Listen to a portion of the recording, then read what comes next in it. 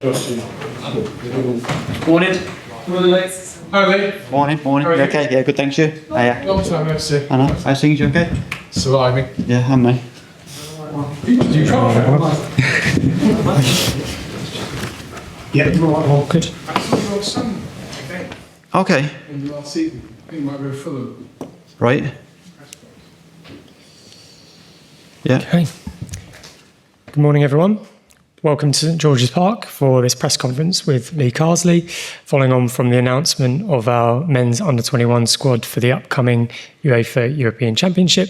If we'd like to start off with Sky, crack on with the questions.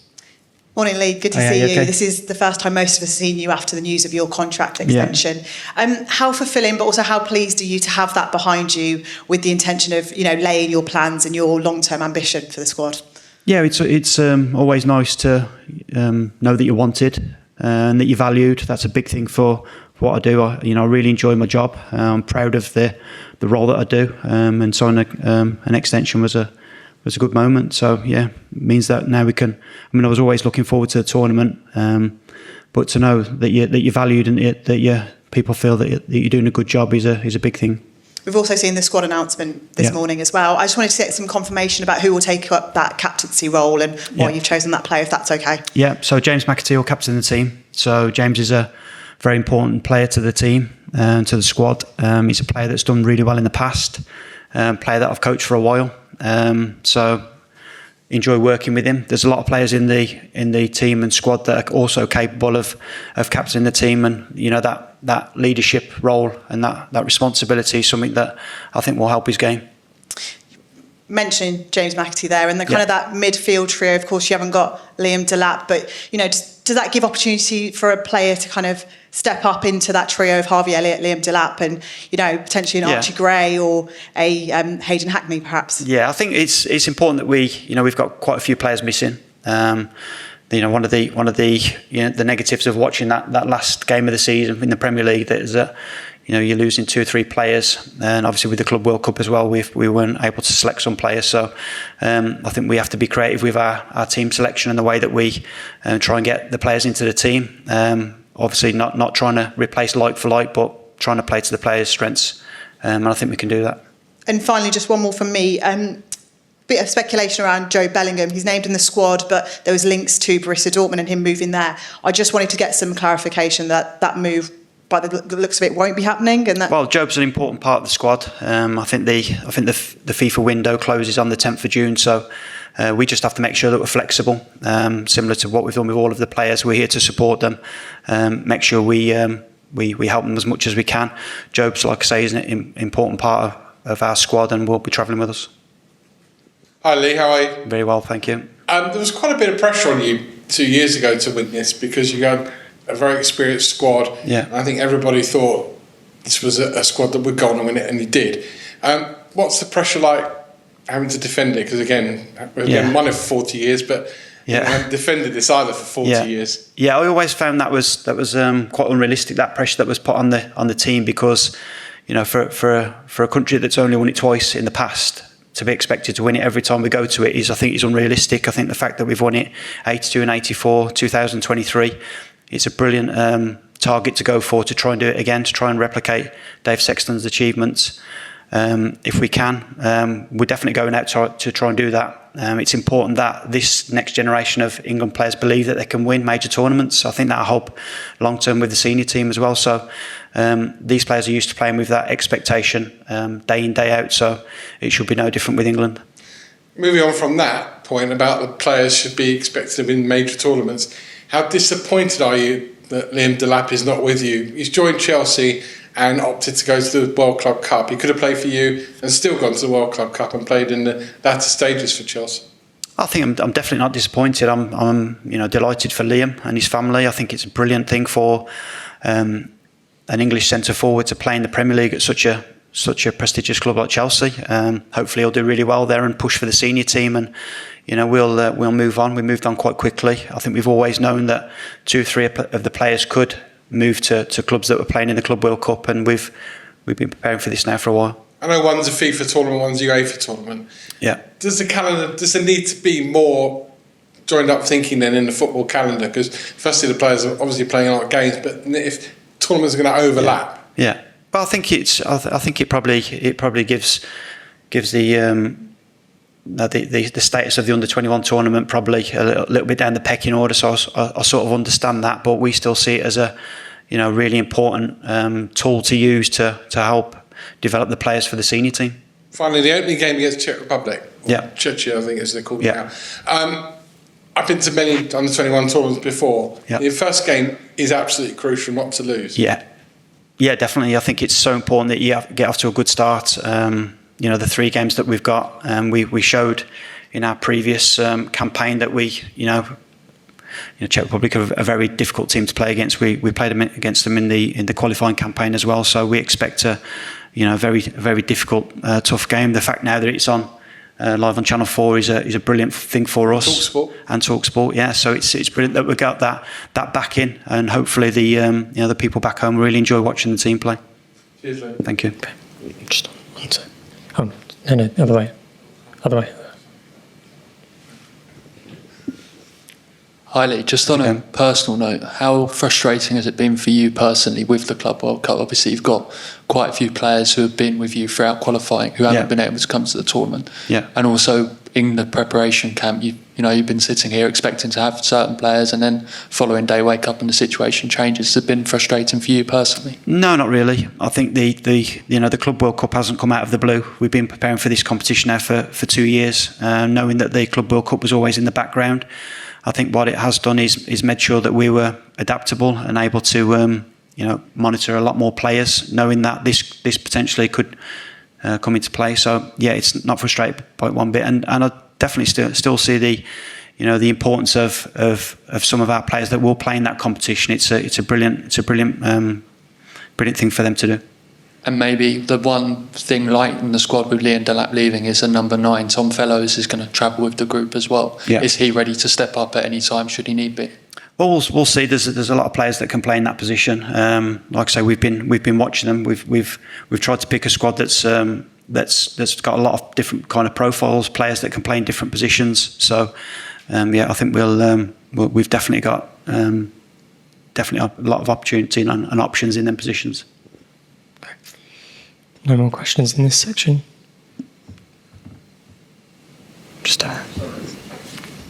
Hi Lee. How's it going? I just wanted to pick up on something you mentioned earlier in terms of needing to be creative with the team. Yeah. And it seemed like that was a theme in the Portugal game at the Hawthorns as well. And I was just wondering how much that's been in your thinking since that Portugal game, and how has that developed? Yeah, so I think it was definitely important that we tried something against Portugal in terms of we tried to hit the back.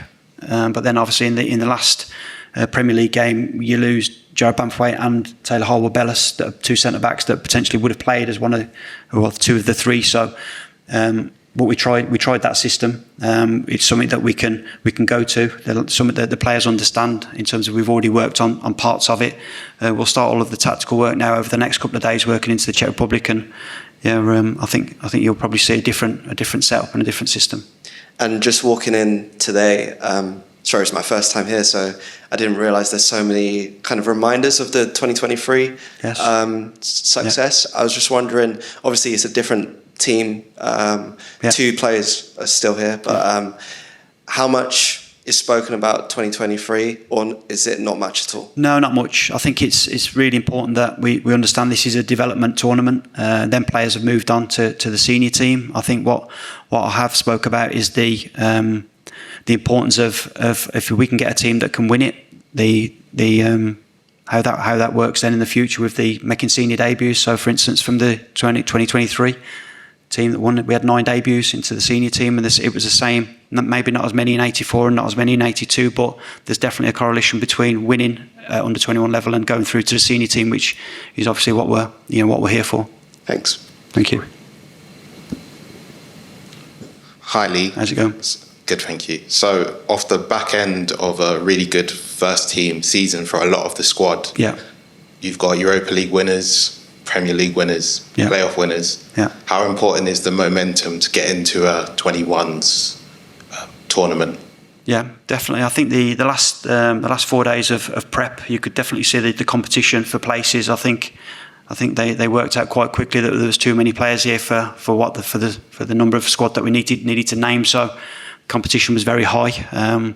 We tried to make it so it didn't feel like a trialist camp or that they were on trial, that we were actually working towards a goal.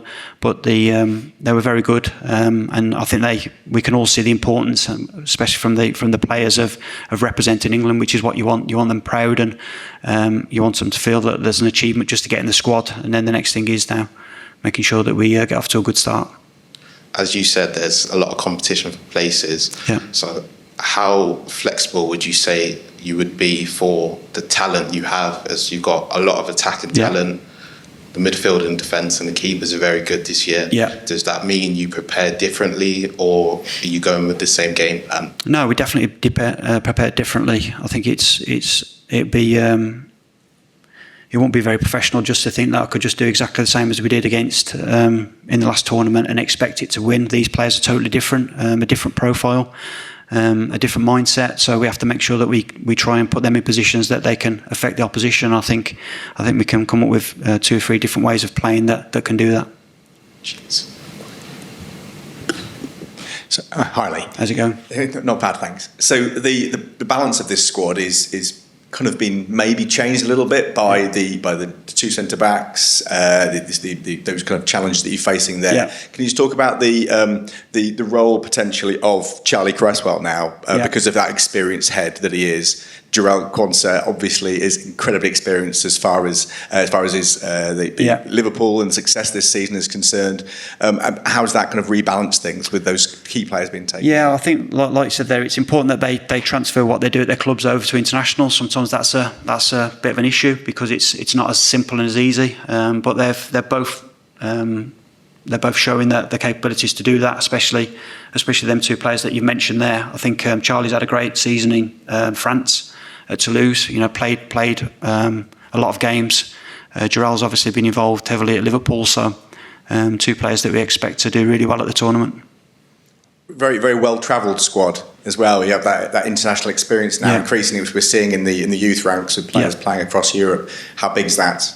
It's such a big thing, obviously, not just the football, but the social aspect to it as well. Learn another language, travelling, being away from your family, being away from your comforts, which is obviously, anyone that's got kids will know how difficult that is. Then to add the pressure of having to perform and be a footballer, is always something that we shouldn't underestimate. These players are very resilient in what they do most days, and it's good to have them back. And this is obviously under 21 level, so there is a set range of ages that are in there, but there are young and old. Who are your father figures in the squad? Father figures, I'm not sure we've got any. They're all very young still. I think that it's obviously Harvey was at the last competition, as was Charlie. So we've got 2 that have been there and done it, so to speak. I think it'd be fair to say that probably them 2 wouldn't be best pleased on how much they played over in Georgia. So it's a great chance for them 2 now to lead by example, but also pass on their knowledge of players that maybe don't play as many minutes and understand that it is a squad game and using that experience for that. We have historically had an established leadership group at this level. Is there a formed leadership group? Yeah, we've got a leadership group. Yeah, we've got I think it's 6 or 7 players that are in that. It's something that one of the other members of staff takes care of. I try and keep away from the leadership group, so they tend to be a bit more open and honest if I'm not there. So.